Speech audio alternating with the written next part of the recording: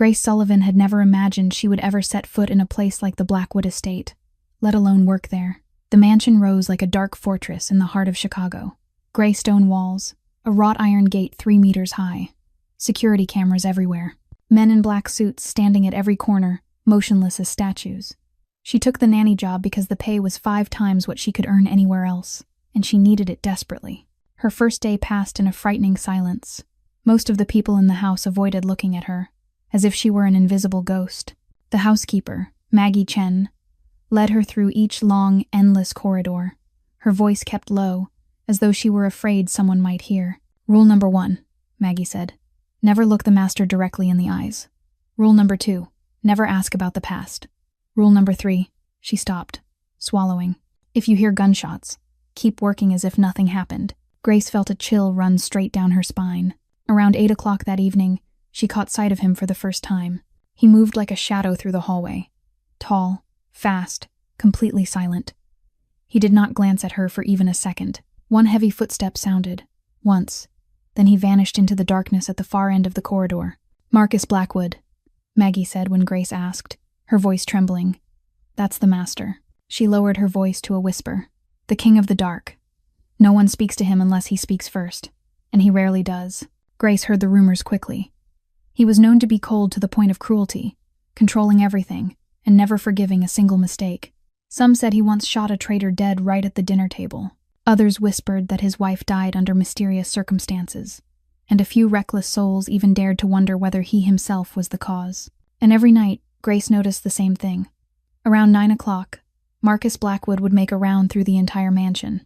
No bodyguards, no assistant, only him, always in a suit as black as ink, hair slicked back to perfection without a single strand out of place, eyes a steel, gray, and cold. One night, he passed Grace outside Noah's room. She had just finished tidying up a pile of toys. He stopped, looked down at the rug, and said in a flat voice without the slightest emotion, "The toys are out of line. Set them again by color. The boy likes order." Then he walked away. No greeting, no backward glance. Grace clenched her teeth. Typical. Living in his dark castle. Probably never had to worry about anything except controlling other people. She was not afraid of him. She had been afraid so long she had nothing left to fear, but she hated him. Hated the way he looked through his own son, as if the child were an object to be arranged, not a little boy who needed to be loved. Cold, cruel, cut off from humanity.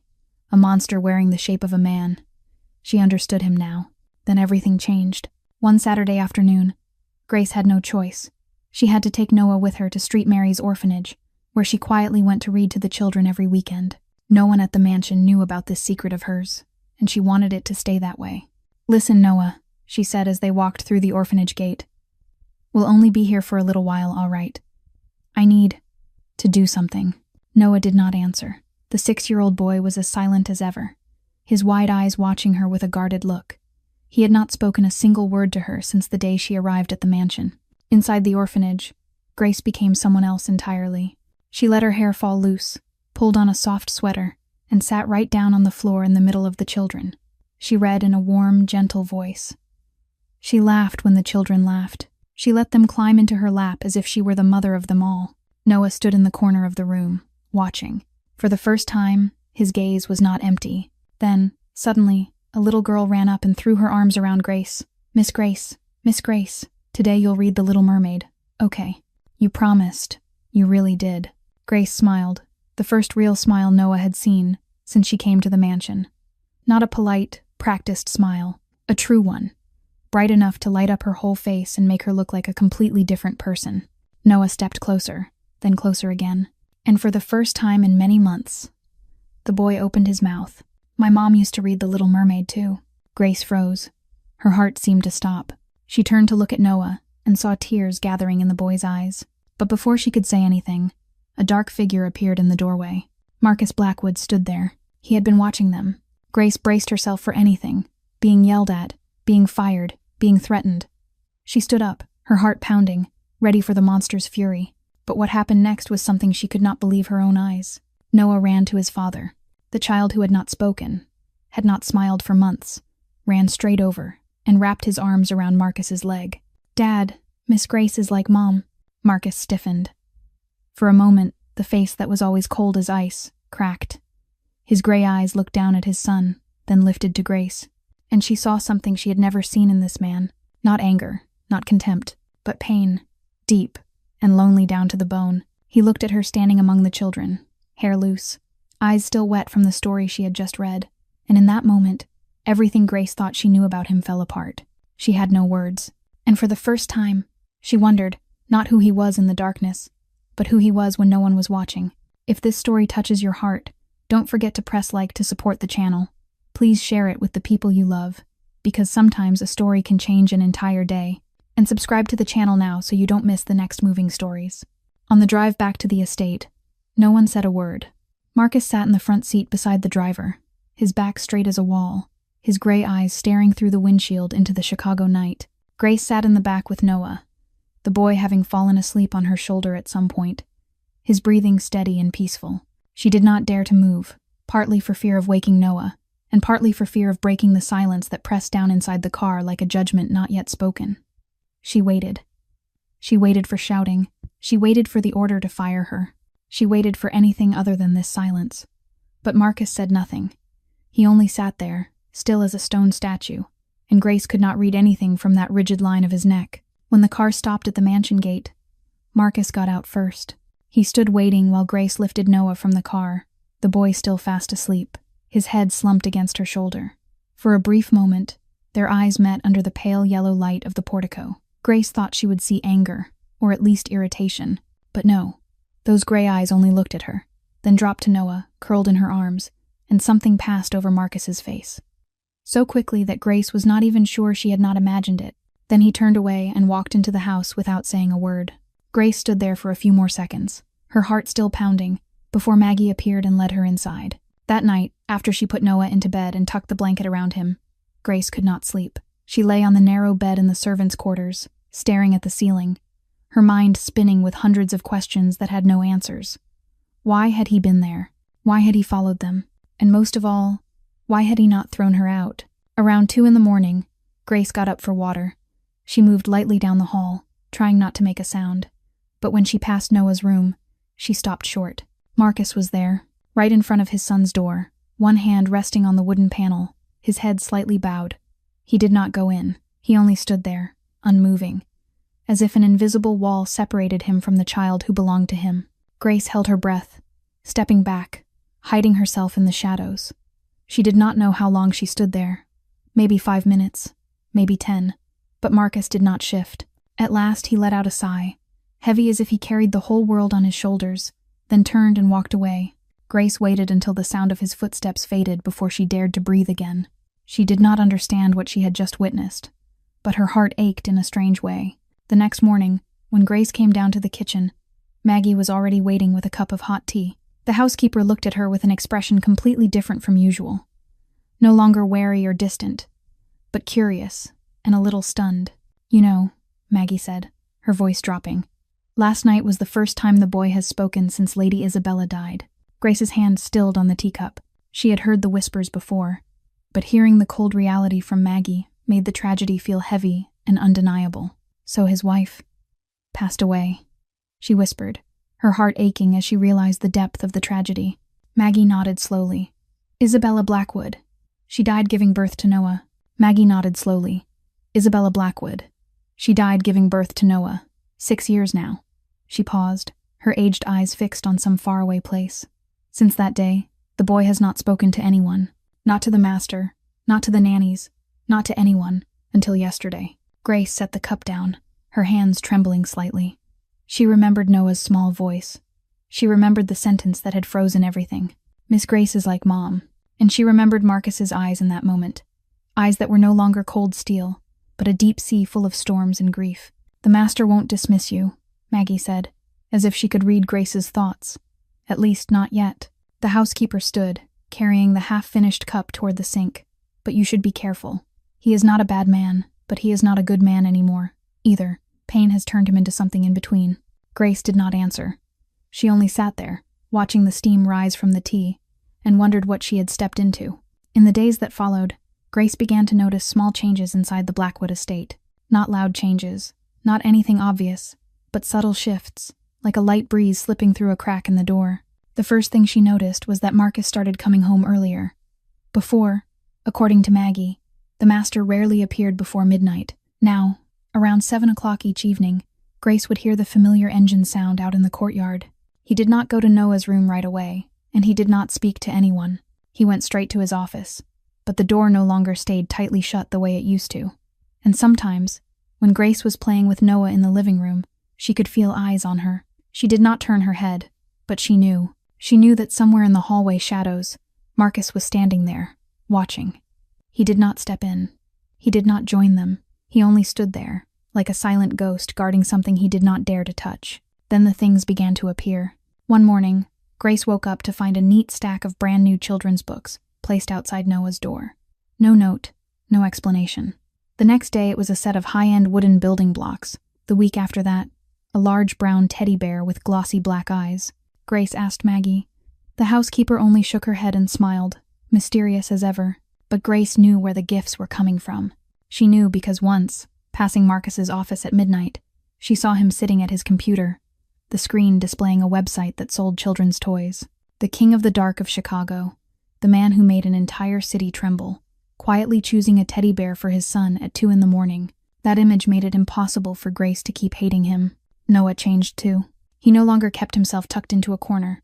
He no longer watched Grace with that wary, unfamiliar look.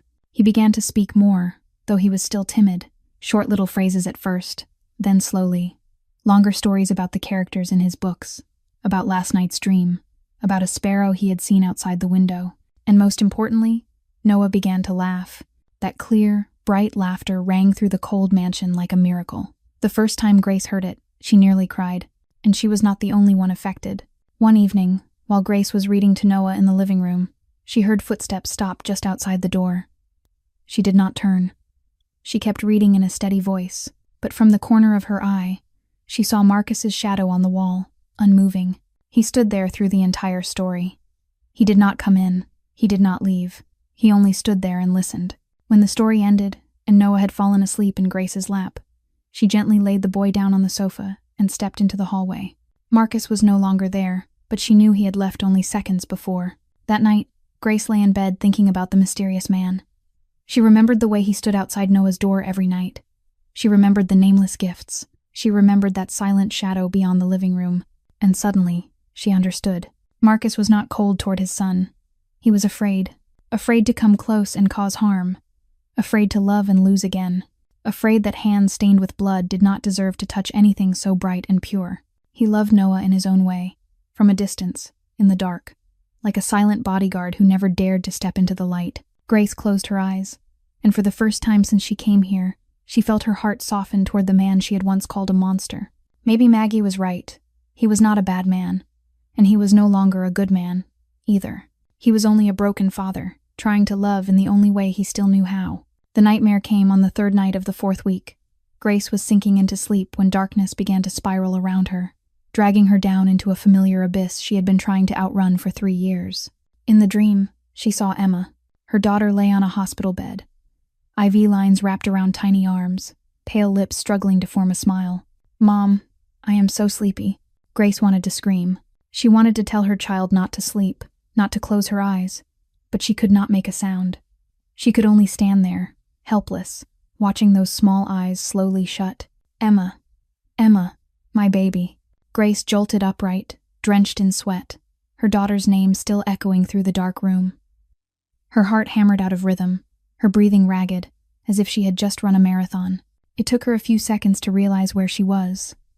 Not the hospital, not the old apartment, but the Blackwood estate. Then she heard a soft knock. "Miss Grace?" Noah's small voice slipped through the crack of the door. Grace hurriedly wiped her tears, trying to steady her voice. "Noah, why are you still awake?" The door eased open. The 6-year-old boy stood there in blue pajamas, clutching the new teddy bear, his wide eyes fixed on her with worry. "I heard you crying. Did you have a nightmare?" Grace did not know what to say. She only nodded, and the next thing she knew, Noah had climbed onto the bed and sat beside her, a tiny hand closing around hers. "My mom used to have nightmares too," he whispered. "Dad told me. Whenever Mom was scared, Dad would hold her until she fell asleep again." Then the boy looked up at her. "Who is Emma?" "Miss Grace." Grace's heart felt as if someone had squeezed it shut. She did not answer. She only pulled Noah into her arms and held him tightly, letting silent tears fall into the soft hair against her cheek. They stayed like that until both of them drifted off. The next morning, Grace woke with a restless unease. Noah was no longer there. Maybe Maggie had come early and taken him back to his room. Grace had just finished changing when she heard a knock. A guard stood outside, his face cold as stone. "Miss Sullivan, the master wants to see you in his office. Right now." Grace's heart sank. She had known this moment would come. She just had not expected it to arrive so quickly. Marcus's office was at the end of the second-floor corridor, its heavy oak door like a gate into another world. Grace drew a deep breath and stepped inside. Marcus sat behind a gleaming black wood desk. In front of him lay a thick file. He did not look up when she entered. He only gestured for her to sit in the chair across from him. The silence stretched until it felt impossible to breathe. At last, Marcus spoke, his voice low and stripped of emotion. "Emma Sullivan, born on the 12th of March, died on the 28th of November, 3 years ago. Cause: congenital heart failure, no money for surgery." Grace went still. Each word, landed like a blade, driven straight into her chest. Marcus continued, turning the pages of the file one by one. "Ryan Sullivan, ex-husband, left 2 months after your daughter died. Left behind a debt of $70,000, bloated by interest and the costs of long-term palliative care. You worked 4 jobs at the same time for 2 years to pay it off, and you still have not paid it all." He looked up, gray eyes fixed directly on her. "Why did you not say anything?" Grace felt anger flare inside her ribcage, tangled with pain and shame. "Because it is my business," she answered, her voice shaking but not weak. "Because I do not need anyone's pity. Because I came here to work, not to tell stories about the past." Marcus said nothing. He only watched her with an expression she could not read. Then he closed the file and pushed it aside. "Last night," he said slowly, "Noah told me you cried and called Emma's name." Grace lowered her head.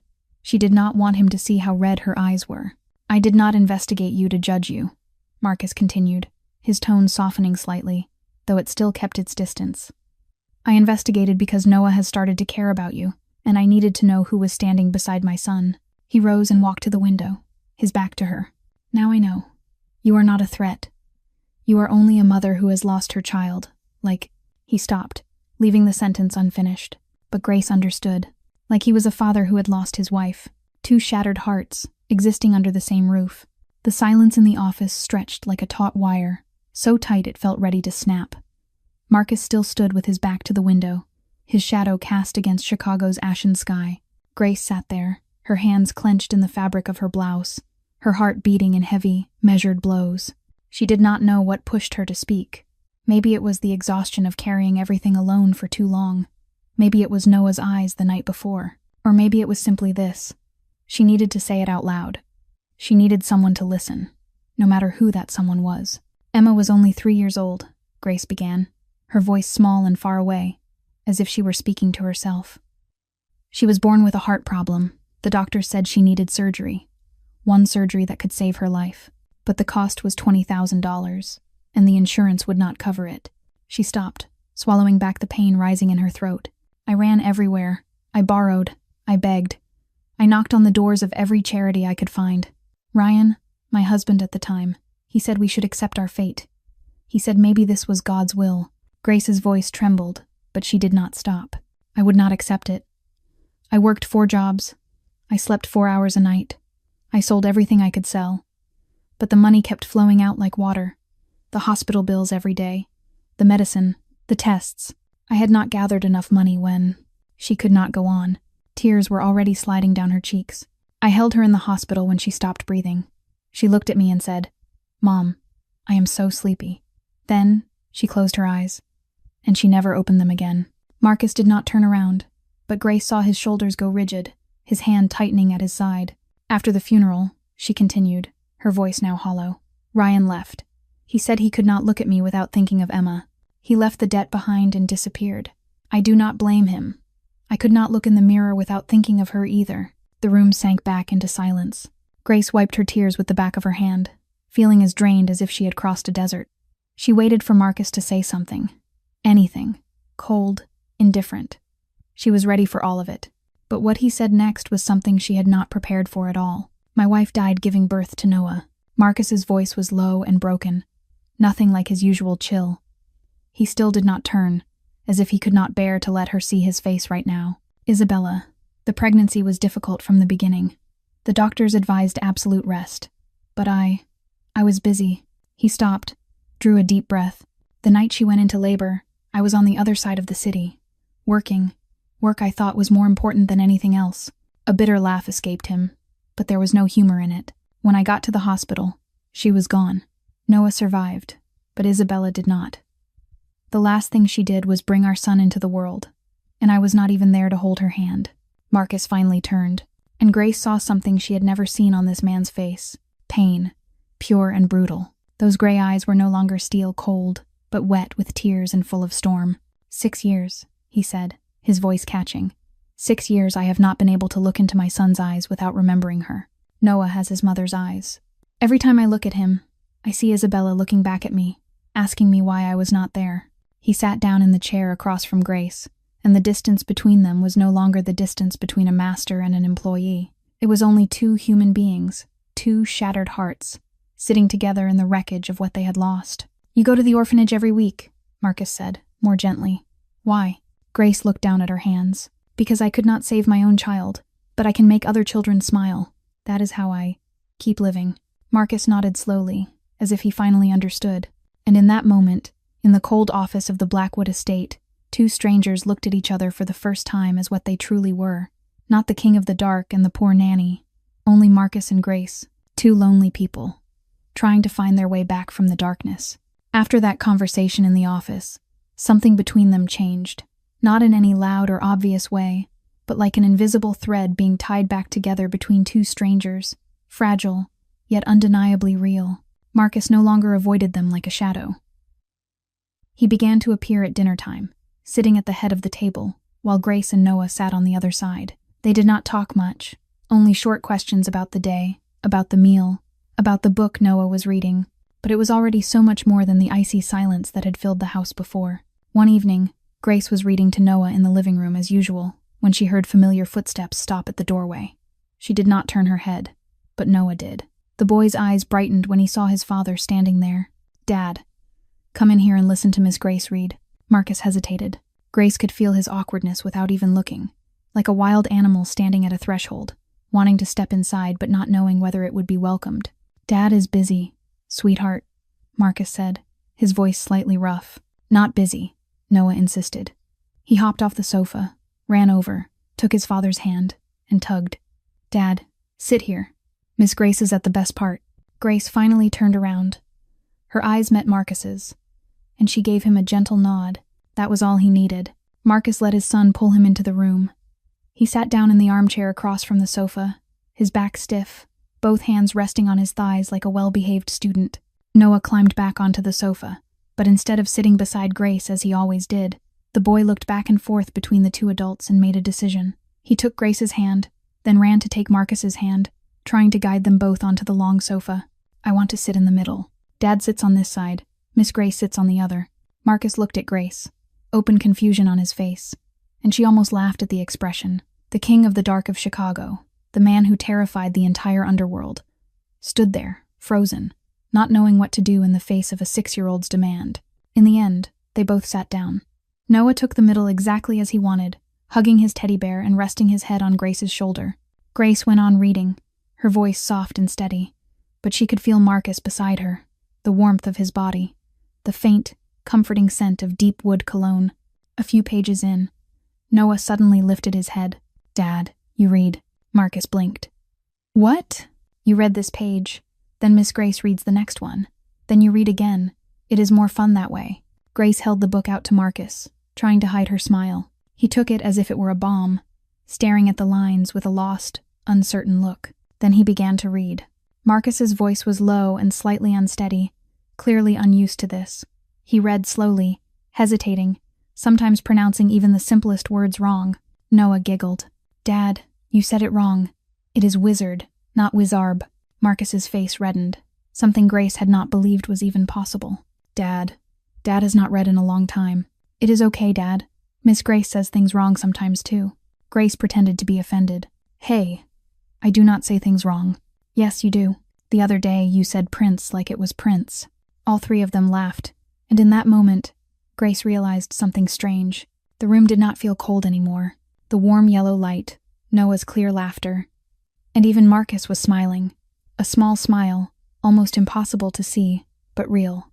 They kept reading, taking turns page by page. Marcus grew less awkward. His voice became more natural as he spoke of dragons and faraway castles. Noah yawned, his eyes slowly drooping, but he still tried to stay awake long enough to hear the whole story. When the story ended, Noah was already fast asleep, his head on Grace's lap, his legs draped across Marcus's. Neither adult dared to move, afraid of waking him. In that quiet, Grace looked over at Marcus. He was looking down at his son, his large hand resting gently on Noah's soft hair, and on the face that was always so cold, there was an expression she had never seen before. Tenderness, love, and pain, as if he were trying to memorize every second of this, afraid it would vanish the moment he blinked. Grace looked away, her heart beating out of control. She did not know what she was feeling. She only knew that something was waking up inside her, something she had thought had died with Emma 3 years ago. Hope, small and fragile as a candle in the wind, but real. A week passed after that evening of reading together, and everything inside the Blackwood estate seemed to be tinted with a different color. It was no longer the bleak, shadowed cold. It was something warmer, something gentler, like the first rays of sun slipping through a cracked door after a long winter. Noah became livelier than ever. He talked more, he laughed more, and he especially loved to draw. Every day, he would sit for hours at the small table in his room, bent over his colored crayons and blank sheets of paper. Grace often sat beside him, watching him draw houses, animals, and bright, vivid rainbows. That afternoon, while Grace was tidying the living room, Noah ran in with a sheet of paper folded into quarters in his hand. His face was glowing, but there was a shy hesitation in him too, as if he were carrying an important secret. "Miss Grace, I have a present for you." Grace knelt to his level and smiled. "What kind of present, Noah?" Noah held out the folded paper, his big eyes fixed on her, full of hope.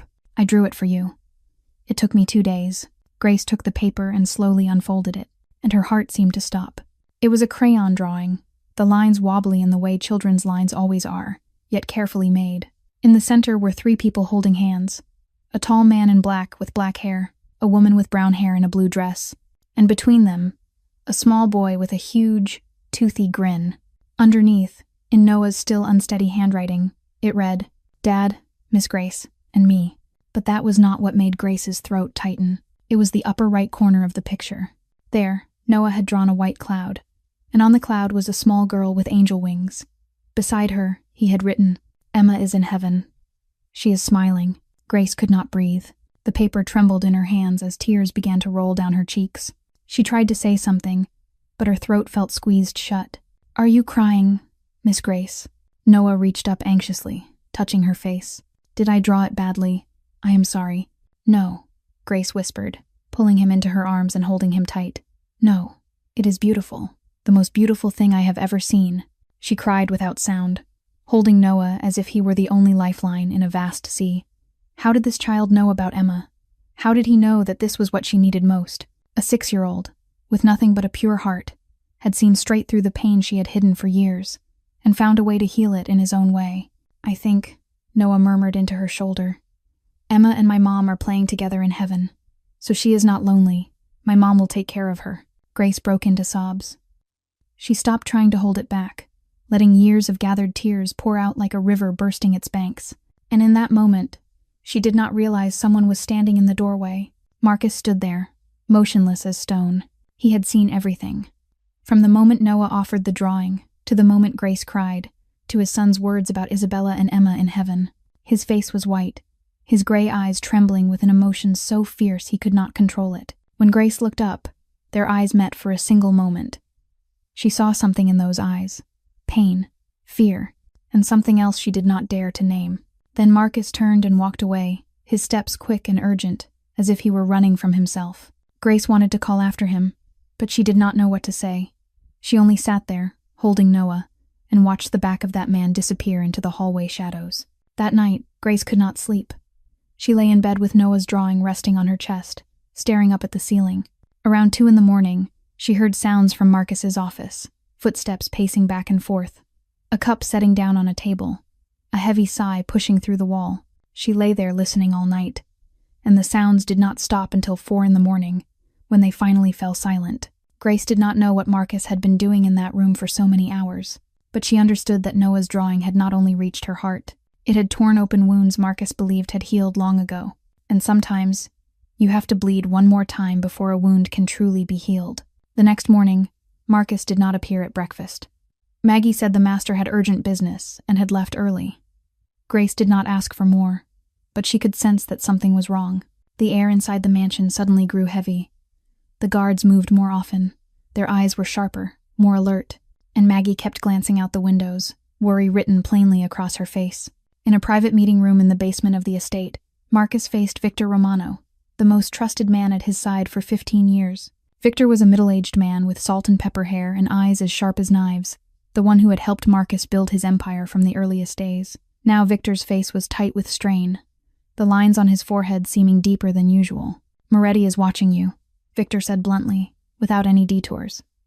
"His men took these photos yesterday." He placed an envelope on the table. Marcus opened it, and the blood in his veins seemed to turn to ice. The photos showed Grace and Noah at a park near the estate. Grace was pushing Noah on a swing, both of them laughing. The next photo showed Noah eating ice cream, Grace beside him, wiping his mouth. The last one was a close-up of Grace's face, clear down to every detail. "Salvatore Moretti," Marcus whispered, the name like poison on his lips. Memory crashed over him like a tidal wave. 6 years ago, Moretti and Marcus had fought a brutal war for territory. Moretti lost almost everything and was driven out of Chicago. But before he vanished, he left behind a cruel gift: threats, late-night phone calls, photos of Isabella sent with warnings that made the skin crawl. At the time, Isabella was 7 months pregnant. She did not tell Marcus about the threats. She did not want him to worry. She did not want him to do something reckless. She endured it in silence, and the strain destroyed her from the inside. When Marcus discovered the truth, it was too late. Isabella went into labor early, her body exhausted from stress, and she did not survive. Afterward, Marcus hunted Moretti everywhere, swearing he would tear him apart piece by piece. But Moretti seemed to evaporate, disappearing without a trace. And now, 6 years later, he was back. "What does he want?" Marcus asked, his voice cold as ice, though his hands were clenched so tightly his knuckles were white. "Revenge," Victor answered. "He lost everything because of you. Now he wants you to taste loss." Marcus looked again at the photos. Grace smiling in the sunlight, her brown hair lifted by the wind. Noah holding her hand, his face happier than it had ever been. His heart tightened with a sharp, sudden pain. These people had become his weakness. Moretti knew it. The entire underworld probably knew it. "Increase security," Marcus ordered, with no hesitation in his voice. 24 hours a day. Do not let them leave the estate unless at least 4 men go with them. "And Sullivan?" Victor asked. "She will ask why." Marcus was silent for a long time. He thought of Grace. He thought of her smile as she read to Noah. He thought of the tears she shed when she looked at his son's drawing. She had already lost too much. She did not deserve to be forced to endure anything more. "She does not need to know," Marcus said at last. "I will deal with Moretti before he can lay a hand on anyone." Victor nodded, but something flickered in his eyes. "Are you sure that is best?" Hiding it from her, Marcus did not answer. He stood and walked to the window, looking down at the garden. From here, he could see Grace guiding Noah along the flower beds. The boy was pointing at a butterfly, and Grace was smiling. The scene was so peaceful it hurt. He had lost Isabella because he failed to protect her. He would not let that happen again, no matter what it cost. Even if he had to push Grace away so she would be safe. Even if he had to become the monster the world feared once more. Marcus Blackwood would protect the people he loved, at any cost, even if it meant destroying himself. 2 days after the meeting with Victor, Marcus called Grace into his office. She stepped in with a smile still on her lips, thinking maybe he wanted to talk about taking Noah out over the weekend, the way the boy had been pleading for days. But that smile died the moment she saw Marcus's face. He sat behind the desk, his back rigid, his gray eyes cold as steel. There was not a trace left of the warmth she had glimpsed in recent weeks. This was the Marcus Blackwood from the first day, the king of the dark, a monster wearing the body of a man.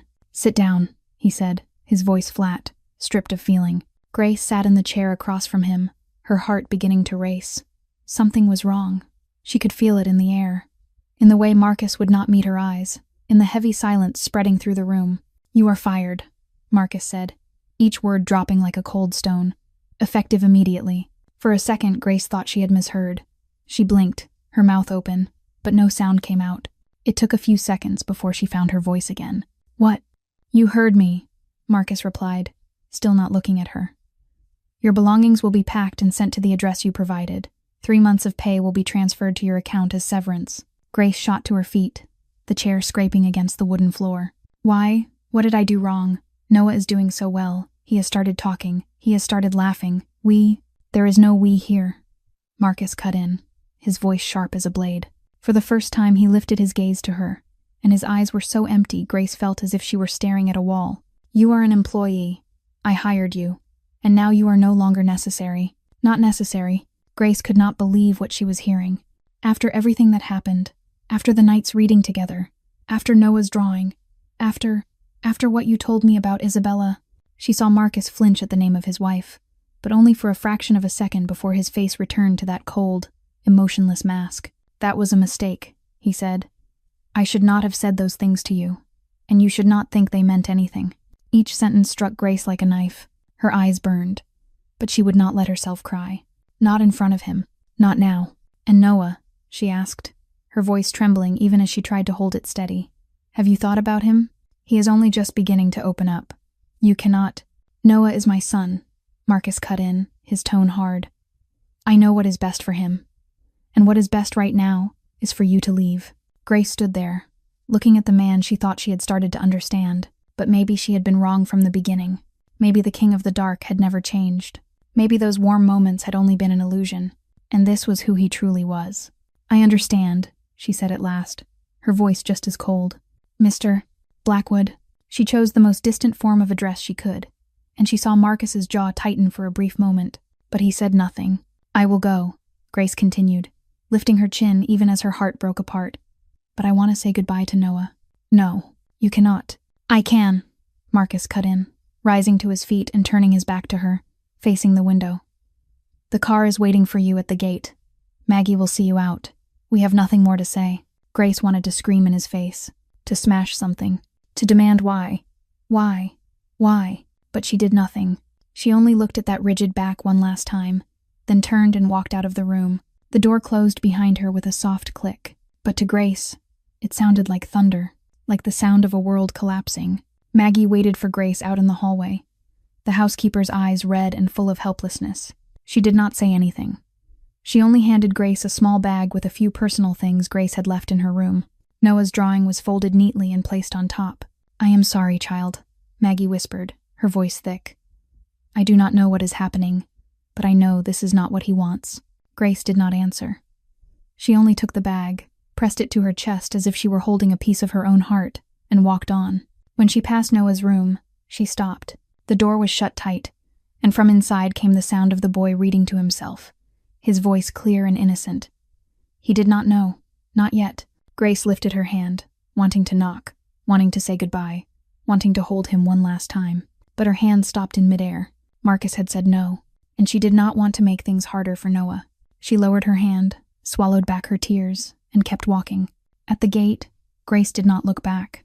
She was afraid that if she did, she would not have the courage to leave. A black car took her back to her old apartment, the place she had lived before the Blackwood estate. A shabby fifth-floor unit in an aging building, with cracked walls, a rusted faucet, and a window that looked out onto a dark alley. Grace stood in the middle of the empty room and looked around. Everything was exactly the same, as if time here had frozen during the weeks she was gone. But she was not the same.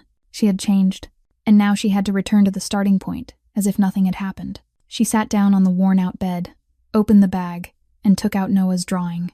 The wobbly crayon lines, 3 people holding hands, and little Emma on a cloud. Tears slid down Grace's cheeks and fell onto the paper, smearing one corner of the picture. She lifted her eyes to the photograph of Emma on the bedside table, the only picture she had been able to keep after selling everything else.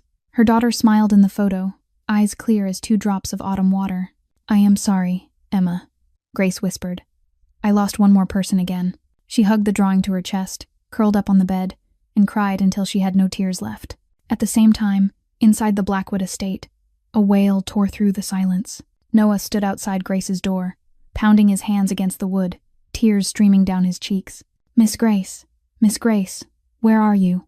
Miss Grace." Maggie stood behind him, trying to soothe him. But it was useless. "Noah, calm down." "No, I want Miss Grace. Why is she not here? Why?" The boy screamed, his voice hoarse from crying too much. "She promised she would read to me tonight." She promised. Marcus stood at the end of the hallway, his back against the wall, his hands clenched so tightly his nails dug into his palms. He heard every sob from his son like a knife driven into his chest. He wanted to step forward. He wanted to hold Noah. He wanted to explain that he was doing this for him, for his safety. But he could not. He could not tell the truth. He could not let Noah know about Moretti, about the photographs, about the danger waiting in the shadows. Better to let his son hate him. Better to let Noah suffer for a while, then forget. Better to lose Grace than to lose his child. "Dad." Noah saw Marcus and ran to him, grabbing his father's hand and pulling. "Dad, bring Miss Grace back. I want Miss Grace. Please, Dad." Marcus said nothing. He only stood there, letting his son cry and beg, while his own heart died a slow, inch-by-inch death. That night, in 2 different places in Chicago, neither of them slept. Grace held the drawing. Marcus stood outside his son's door, and both of them wondered whether they were protecting or destroying the people they loved. A week passed like a nightmare with no end. The Blackwood estate, the place that had once been filled with Noah's clear laughter, now sank into a silence so heavy it felt impossible to breathe. The 6-year-old boy was no longer the lively child Grace had worked so hard to bring back. Noah turned into a silent shadow again. Worse than in the beginning. He refused to eat. Maggie set his favorite dishes in front of him, but Noah only stared at them with empty eyes, then turned away. After 3 days, he was visibly thinner. His once rosy cheeks went pale, and the housekeeper had to beg for hours just to get him to drink a few sips of milk. Noah stopped talking to anyone, too. Not a single word. He sat by the window all day, staring toward the gate as if he were waiting for someone. Every time a car sounded in the driveway, he would spring up, his eyes flashing with hope, only for the light to go out when he realized it was not the person he was looking for. Marcus hired 2 new nannies that week. The first was a middle-aged woman with 20 years of childcare experience. Noah looked at her once, then ran to his room, locked the door, and did not come out all day. The second was younger, more energetic, carrying all kinds of toys and books. Noah threw everything to the floor and shouted, "I do not want anyone else. I only want Miss Grace." After that, the boy did not speak another word. Marcus worked more than ever. He left the estate at 6 in the morning and returned at midnight, drowning himself in meetings, deals, plans to hunt down Moretti. He told himself this was the best way, that he was protecting his family, that this pain was only temporary. But every night, when the mansion had fallen asleep, Marcus still stopped outside Noah's door. He stood there for hours, listening to his son's steady breathing threaded with muffled sobs in his sleep. Sometimes he heard Noah whisper Grace's name in a dream, and every time, Marcus's heart felt as if someone had crushed it in their fist. He wanted to open the door and step inside. He wanted to hold his son and say he was sorry, but he did not, because he did not know what to say, because he was afraid that if he looked into Noah's suffering eyes, he would not be strong enough to keep doing what he believed was right. On the 7th night, while Marcus stood outside Noah's door as usual, Maggie appeared behind him. She had served the Blackwood family since before Marcus was even born, and she was the only person in the mansion who dared to speak plainly to him. "What are you doing, Marcus?" she asked, her voice tired, but firm. She used his name on purpose, not Master the way she always did. Marcus did not turn around. "I am checking on my son." "Checking." Maggie stepped closer. "You stand here every night, but you never go in. You drove away the only person who made him open up, and then you wonder why he will not eat, why he will not speak. What do you think you are doing?" Marcus stayed silent, his jaw clenched. "I am protecting him." "Protecting?" Maggie shook her head, her voice sharper now. "Or are you punishing yourself? Do you think you do not deserve happiness? You do not deserve a family, so you push everything away. Isabella is gone, Marcus, but Noah is still here, and you are killing him day by day." Marcus spun around, gray eyes flaring like a storm. "You do not understand." "I understand more than you think," Maggie cut in, not afraid at all. "I watched you grow up. I saw how you loved Isabella, and how you broke when she left. But what you are doing now, this is not protection. This is cowardice."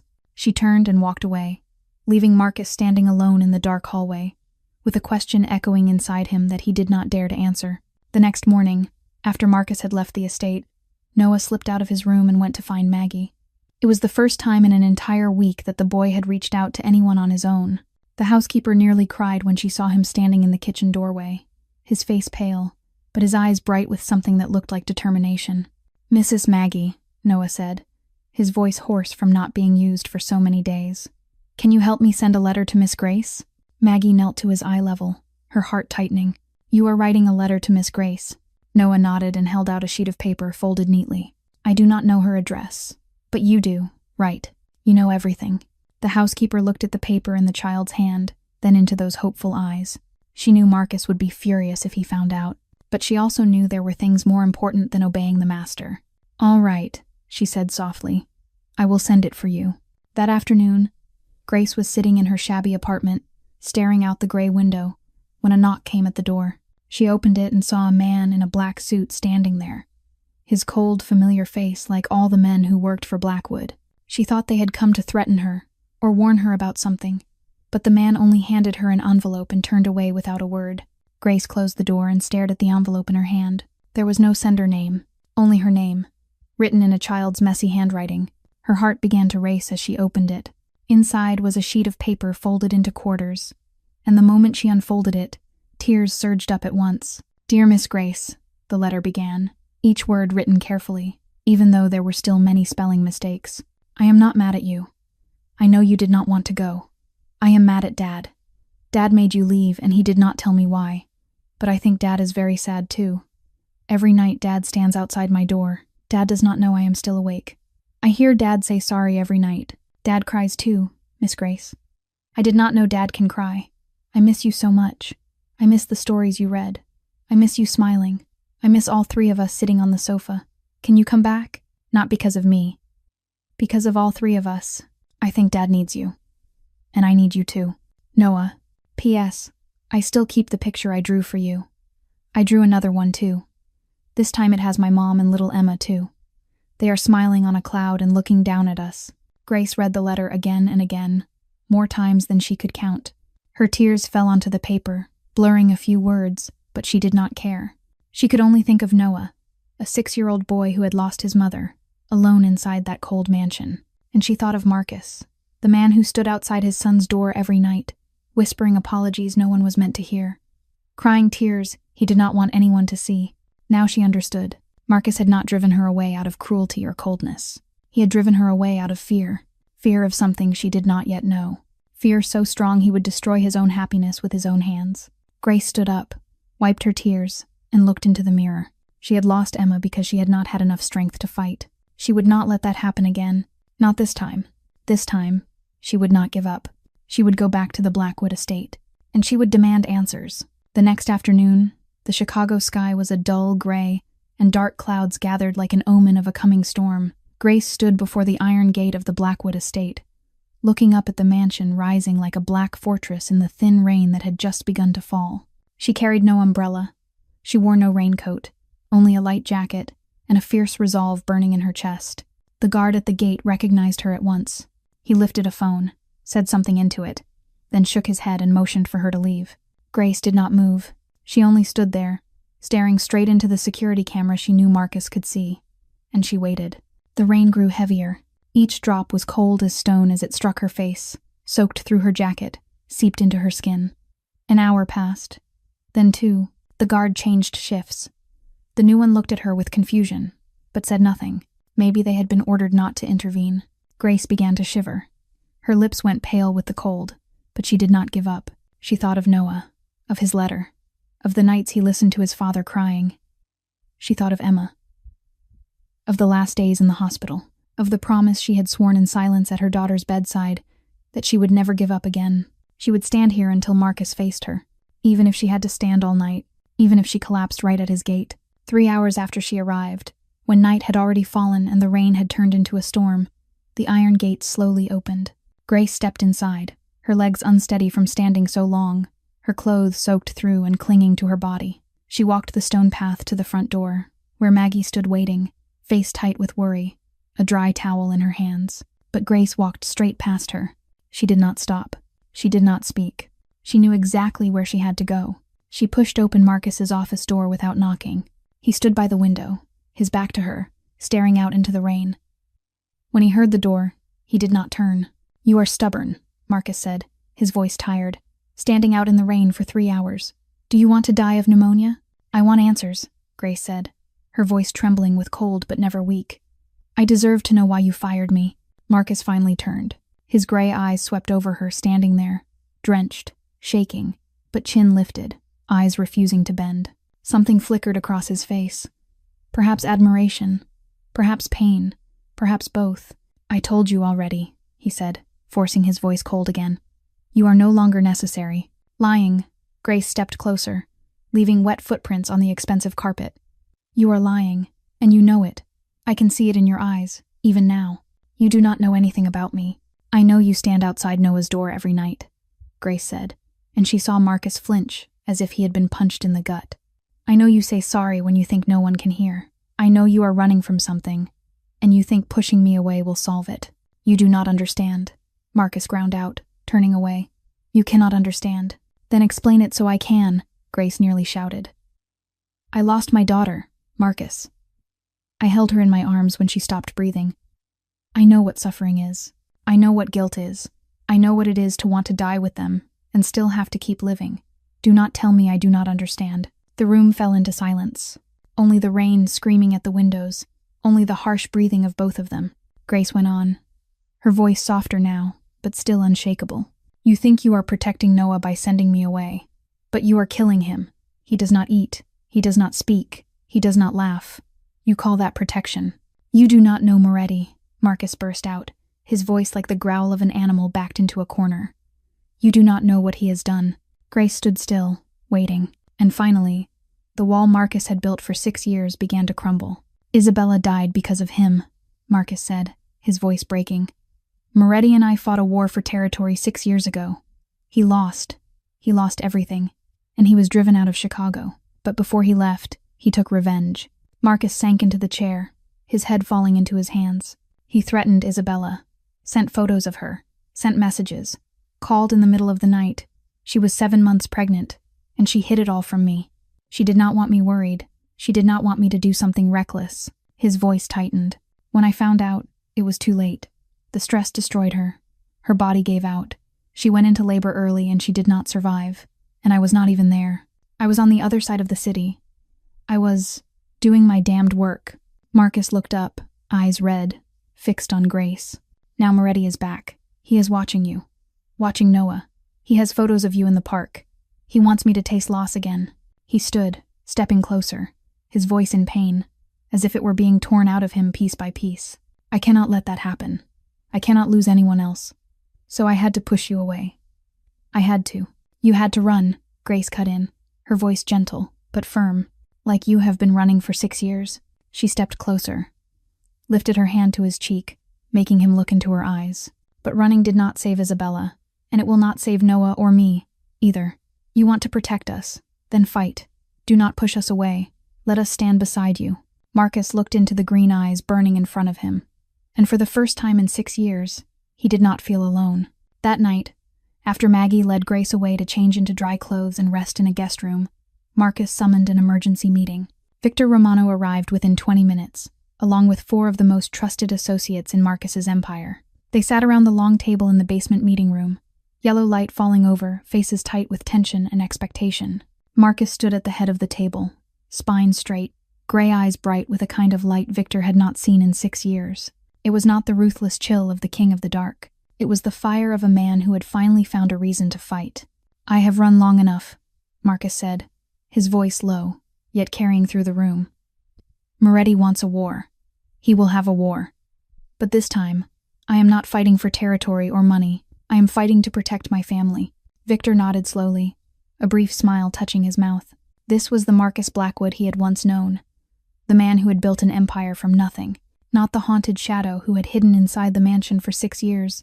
"What do we have?" Marcus asked. Victor opened a briefcase and pulled out thick files. "Moretti is hiding on the south side of the city, in an old warehouse owned by a shell company. He has about 20 men, mostly mercenaries, not loyal, only paid. He lost almost everything after the war 6 years ago. All he has left now is hatred, and a mad plan for revenge. Weakness. He is impatient," Victor said. "He wants results fast. He does not have the patience to wait for the perfect opening. If we provoke him the right way, he will make a mistake. Marcus thought for a moment, then nodded. Double security around the estate. Track Moretti's every move 24 hours a day. I want to know what he eats, where he sleeps, who he talks to, and prepare a special team, ready to move the moment I give the order. And Sullivan? Victor asked. Marcus glanced toward the door, where the light from the guest room spilled through a thin gap. She stays. Noah needs her. He paused, then added more softly, and so do I. The meeting ended close to midnight. After everyone had gone, Marcus went upstairs and stopped outside the guest room where Grace was resting. He hesitated, then knocked lightly. Grace opened the door. She had changed into the dry clothes Maggie gave her. Her hair was still slightly damp. She looked at him with a questioning gaze. "You stay," Marcus said, and his tone was no longer an order. It was almost a plea. "I will deal with Moretti. But until then, I need you here. With Noah. And," he faltered, "and with me." Grace smiled, the first smile she had given in days. "I am not going anywhere." The next morning, as the sun rose through the clouds after the storm, Grace stepped out of her room and started downstairs. She had not even reached the bottom when a small blur shot toward her like a bullet. "Miss Grace," Noah cried out, slamming into her arms with so much force they nearly toppled over. Miss Grace, you really came back." Grace held him tight, tears spilling without restraint. She felt Noah's small body trembling against her. She felt his tears soaking through her shoulder. "I knew you would come back," Noah sobbed. "I knew it. I prayed every night. I asked my mom in heaven to help me, and she heard me." Grace cried and laughed at the same time, holding him even tighter. "I am sorry I left. I am sorry I did not say goodbye. I will never do that again. All right." Noah lifted his head, eyes red, but shining with happiness. "Do you promise?" "I promise." At the top of the stairs, Marcus stood quietly watching. He watched the two of them holding each other, heard laughter tangled with tears, and felt something warm spreading through his chest, something he had believed was dead long ago. Hope, family, and maybe a second chance. A week passed under the highest level of vigilance. The Blackwood estate now looked like a true fortress, with the security force doubled and surveillance cameras installed in every corner. Marcus spent most of his time in meetings with Victor, tracking Moretti's every move, waiting for the right moment to strike. But life inside those walls still went on, and Grace refused, stubbornly, to let fear take over. That Saturday afternoon, she asked Marcus for permission to take Noah to Street Mary's orphanage as usual. Marcus objected fiercely, but Grace convinced him that the children there were waiting, that Noah needed to live something close to normal, and that the 6 guards assigned to follow them would be enough to keep them safe. In the end, Marcus agreed, though he watched them leave with a worry he could not hide. Street Mary's that afternoon was filled with laughter. Grace sat in the middle of the children and read the story of the Little Mermaid the way she always did, while Noah sat beside her and helped turn each page. The boy had returned to himself, even more lively than before, as if the pain of separation had taught him to treasure what he had while he still had it. The black truck was hidden carefully behind a row of overgrown hedges at the corner across the street, blending into the shadows.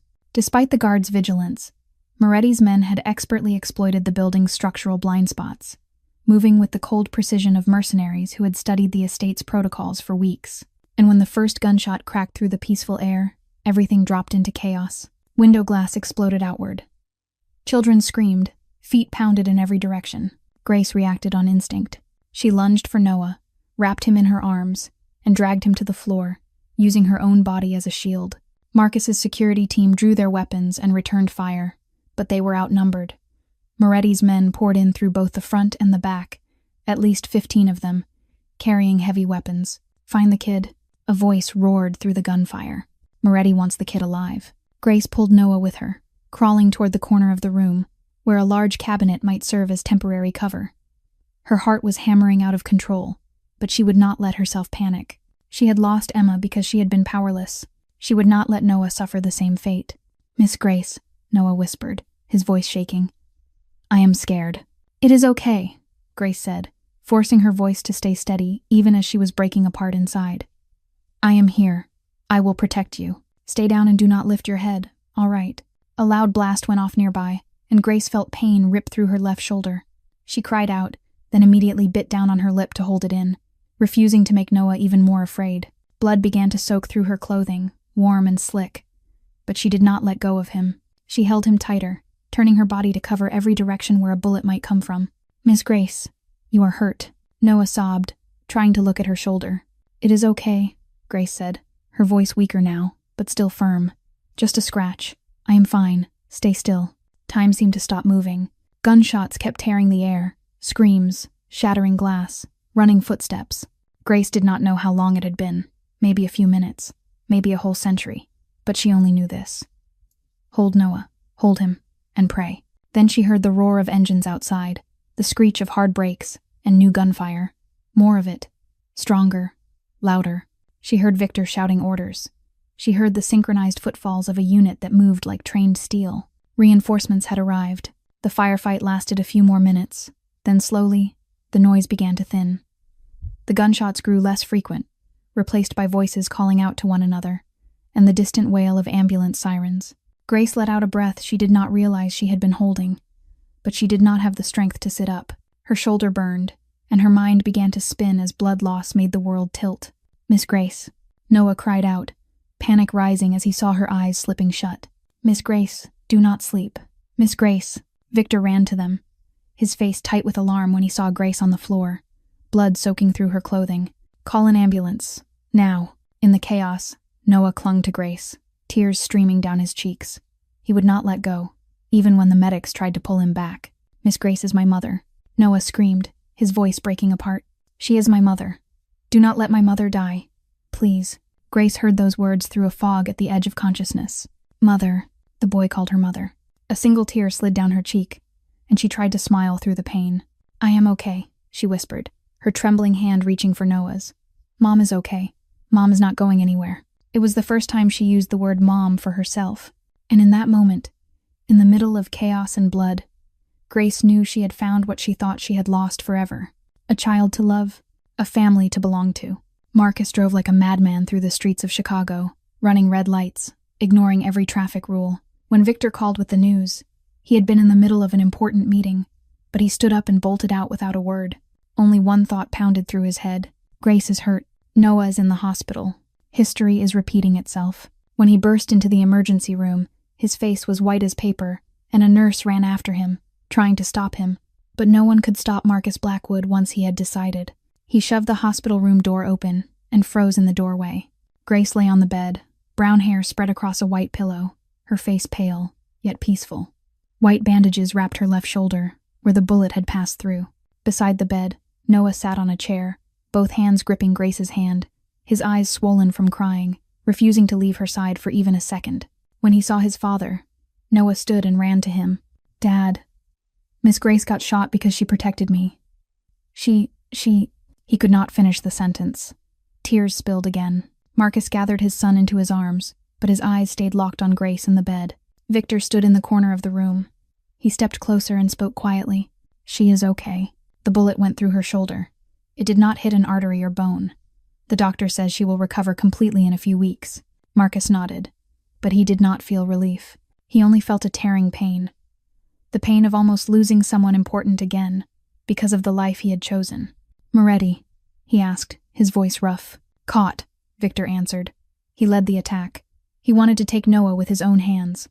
"Our men grabbed him when he tried to run. He is in our custody." Marcus said nothing. Normally, he would have wanted to handle Moretti himself. He would have wanted Moretti to pay for everything he had done. But now, looking at Grace lying there, looking at Noah trembling in his arms, Marcus realized revenge no longer mattered. "Turn him over to the FBI," Marcus said at last. "I have enough evidence to put him away for life. Give him to them. End this." Victor's eyes widened in surprise. This was not how Marcus Blackwood usually solved problems. But Victor did not argue. He only nodded and left to carry out the order. When only the three of them remained in the room, Marcus guided Noah back to the chair and stepped to Grace's bedside. She was still sleeping, her breathing steady, her chest rising and falling softly. He studied her face. Loose strands of hair across her forehead. Lips a little dry, yet still faintly pink. This woman had used her own body to shield his son from bullets. She had been willing to die to protect Noah, a child who was not her blood, a child she had only known for a few months. Marcus lowered himself to his knees beside the bed. His large hand gently closed around Grace's hand. Her fingers were cold, and without thinking, he tightened his grip as if he could pour his warmth into her. "I am sorry," he whispered, his voice shaking. "I did not protect you. I promised I would not let anyone get hurt, but I failed. He stopped, his throat closing. Beside him, Noah watched with red, swollen eyes, seeing for the first time the man he had always believed was unbreakable. Kneeling down and almost crying, Grace's eyes opened slowly. She had been awake for some time. She had heard everything Marcus said. She turned her head, looked into the gray eyes shining with tears, and gave a faint smile. "I am still here," she said, her voice hoarse with dryness. "I am still alive." Marcus held her hand tighter, as if afraid she might vanish the moment he let go. "Do not leave," he said, his voice like a plea. "Please, do not ever leave again." Grace lifted her hand and touched his face, her fingers brushing lightly along his cheekbone. "I am not going anywhere, I told you." Noah ran over, climbed onto the bed, and lay beside Grace, careful to avoid the wound on her shoulder. He hugged her, and Grace wrapped her uninjured arm around him. Marcus stayed kneeling beside the bed, one hand holding Grace's, one hand resting on his son's back. In that small hospital room, 3 people from 3 different worlds had finally found one another, and Marcus knew he had to change. Not because of fear, because of love. "I will leave the underworld," he said, his voice full of resolve. "I will build a new life. For Noah, for you, and for me." Grace smiled, the first truly bright smile since she had opened her eyes. She did not speak. She only squeezed his hand, and that was all the answer Marcus needed. 6 months later, the Blackwood estate was no longer the bleak black fortress Grace had stepped into on her first day. The heavy curtains had been replaced with light fabric, letting sunlight pour into every room. The gray walls had been repainted, a warm cream, and most importantly, Noah's laughter now echoed through every corner, driving away the darkness that had covered this place for 6 years. Marcus Blackwood was no longer the king of the dark, either. He had transferred the entire empire to Victor Romano, keeping only a small share in the legitimate companies. Moretti was serving a life sentence in federal prison, and the last threat had finally been extinguished. Now Marcus was simply an ordinary man learning how to be a father. Every morning, he woke up at 6 o'clock, not to negotiate shadowy deals, but to make breakfast for Noah. The first days were a disaster. He burned the eggs, spilled the milk, and once nearly set the whole kitchen on fire trying to make pancakes. Maggie had to step in more than once, but she always smiled, because for the first time in many years, she was seeing her master truly living, not merely existing. Grace often stood in the kitchen doorway, watching Marcus wrestle with the simplest tasks, trying not to laugh out loud. The man who once controlled Chicago's entire underworld now frowned at a recipe, his hands clumsy around a spatula as if it were some unfamiliar weapon. But she did not help him, because she knew he needed to do this himself. He needed to prove to himself that he could become the father Noah deserved, and Marcus did it. He learned how to take Noah to school each morning, standing at the school gate with other parents, awkwardly making small talk about the weather and homework. He learned how to read to his son every night, his voice no longer hesitant the way it had been, but steady now, and warm. He even learned how to fix toys, though in the beginning he broke more than he repaired. One afternoon, Grace found Marcus sitting on the living room floor, surrounded by the scattered pieces of a toy car, sweat beading on his forehead, a screwdriver in his hand, looking utterly lost. Noah sat beside him, patiently guiding his father step by step. "Not like that, Dad. The wheel has to go there." "I know," Marcus said. "I am just testing a different method." Grace burst out laughing, and both father and son turned to look at her with mock outrage. It was in that moment she realized the mansion had truly become a home. But what moved Grace the most was not the daily changes. It was what Marcus built in Isabella's name. The Isabella's Heart Foundation was announced on a spring morning, with a mission to help pay for heart surgeries for children from poor families, children like Emma, children who had no chance simply because their families did not have enough money. When Marcus showed Grace the plan, she cried. "Why?" she asked, her voice thick. Marcus looked at her, gray eyes no longer cold, but warm in a way she had never seen before. "Because Isabella is gone. Because Emma is gone, and because there are thousands of children out there who need to be saved. I cannot change the past, but I can change their future." The foundation grew quickly. In its first 6 months, it funded surgery for more than 50 children from across the United States. Every time news arrived that an operation had been successful, Grace lit a small candle in her room and whispered to Emma that her mother was doing something good, that her child's leaving had not been meaningless. Marcus often stood behind her in those moments. He did not speak. He only laid a hand on her shoulder, a quiet reminder that she was not alone anymore. One night, as the three of them sat on the sofa watching a cartoon, Noah suddenly lifted his head and asked, "Dad, why did you change so much?" Marcus looked at his son, then looked at Grace. He smiled, a smile that 6 months earlier no one would have believed could appear on the face of the King of the Dark. "Because I found a reason to change," he said, his hand closing around Grace's. "Because I found my family. 1 year. Exactly 1 year since the day Grace Sullivan first stepped through the iron gates of the Blackwood estate, trembling with worry, not knowing what kind of fate waited for her on the other side. 1 year since she first met Marcus Blackwood's steel-gray eyes and thought she was facing a monster. 1 year of so many changes, so many tears, so many moments that made her believe happiness could still be found, even after all that loss. That morning, Marcus told Grace and Noah to get ready. They were going somewhere. He did not say where. When Grace asked, he only gave her a mysterious smile, and Noah looked like a co-conspirator too. The boy kept giggling and would not meet her eyes whenever she tried to pry. The car stopped in front of a house in the suburbs of Chicago. Not a massive mansion, not a fortress with high walls and iron gates, just a normal 2-story home with white walls, a red tile roof, and a wide front garden where rose bushes were blooming. A wooden swing hung beneath the branches of an old oak tree. A stone path led from the gate to the front door. Grace stepped out of the car and looked around, confused. "Where are we?" Marcus stood beside her, hands in his pockets, his expression both nervous and hopeful. "Our home, if you want it." Grace turned to him, her heart beating faster. "Our home. I bought it 2 months ago," Marcus explained, his voice gentle. "I wanted a new place, a new beginning for all 3 of us, not a mansion filled with the ghosts of the past, just a normal house where we can live like a normal family." Noah tugged on Grace's hand, eyes shining. "Miss Grace, there is a room just for you 2. And my room has a window that looks out at the garden, and there is a place to plant flowers. Dad said you like flowers." Grace smiled, tears gathering at the corners of her eyes. She let Noah pull her inside, walking through each room while he excitedly introduced everything. A cozy living room with a fireplace, a spacious kitchen with a marble island, a main bedroom with a balcony overlooking the garden, and Noah's room, already decorated with superhero posters and shelves packed full of books. When they returned to the backyard, the sun was beginning to set, painting the sky in orange and pink. Grace realized there were hundreds of small candles placed around the garden, forming a path that led to the old oak tree. And under the branches, Marcus was waiting for her. "Marcus," Grace whispered, her heart racing. Noah ran to stand beside his father, holding a tiny red velvet box in his hands, grinning from ear to ear. Marcus stepped closer to Grace, took her hand, and guided her beneath the oak. Then, in front of their son, he slowly went down on one knee. "Grace Sullivan," he began, his voice trembling slightly even as he tried to keep it steady. "1 year ago, you walked into my life and turned everything upside down. You made me angry. You confused me. You frightened me. But more than anything, you reminded me that I still have a heart." He paused, swallowing hard. "You taught me how to be a father. You taught my son how to love again. You stood in the rain for 3 hours just to demand an answer from me. You threw yourself over Noah without hesitation when the bullets came.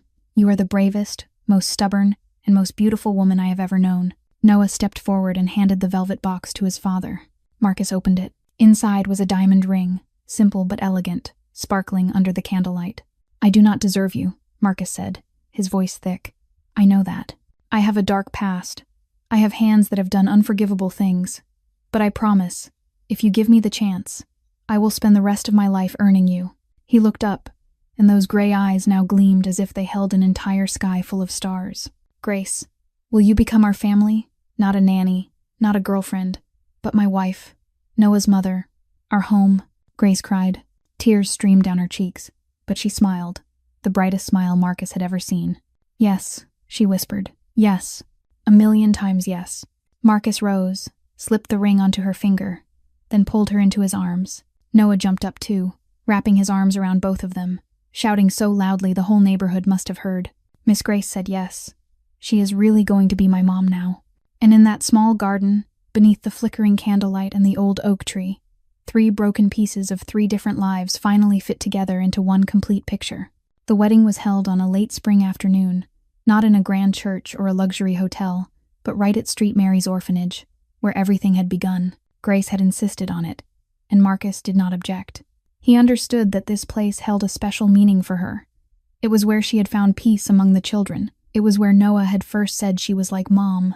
It was where their lives had crossed in a way no one could have expected. There were not many guests, only a few dozen people. Maggie sat in the front row, tears already falling before the ceremony even started, her hand constantly dabbing a handkerchief at the corners of her eyes. Victor stood beside Marcus as best man, the hard lines of his usual expression softened by a rare smile.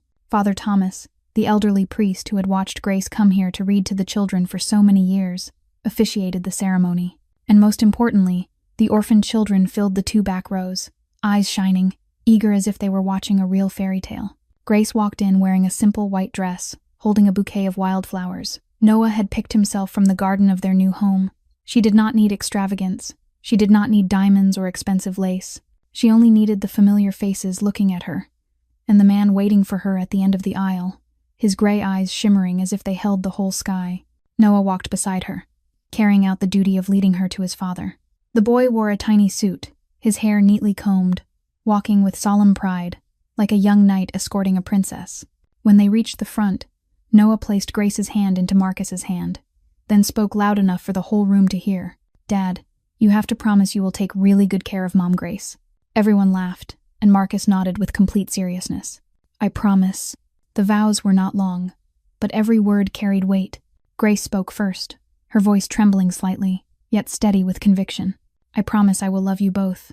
The man who once lived as darkness, and the boy who brought the light back. We were all broken pieces, but together, we have become a complete picture." Marcus held her hand tighter, his voice deep and warm. "I promise I will never run again. No matter what the world becomes, I will stand beside you, fight for you, and love you until my last breath. You saved me from the darkness. Now I will spend my whole life earning the light you brought into mine." When Father Thomas declared them husband and wife, applause broke out, along with the children's cheers. But the ceremony did not end there. Grace, Marcus, and Noah walked out into the yard, each of them holding a balloon. Grace held a pink one, for Emma. Marcus held a blue one, for Isabella. And Noah held a yellow one, for the future. "For the people we love who are in heaven," Grace whispered. "And for our new life," Marcus added.